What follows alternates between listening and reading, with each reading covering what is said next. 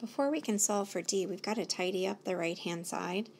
And we could divide everything by -2, but that's going to give us a dreaded fraction on the left. So I'm just going to go through and distribute the -2.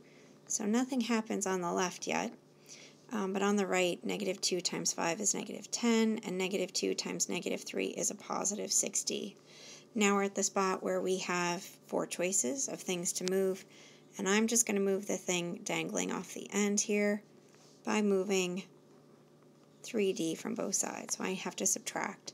All that remains on the left is a 16, and on the right I have -10 plus 3d, because 6 minus 3 is 3. And since I moved a variable term first, now I have to move just a number, and I end up with 26 equals 3d. I'm going to divide both sides by 3, and d is 26 over 3.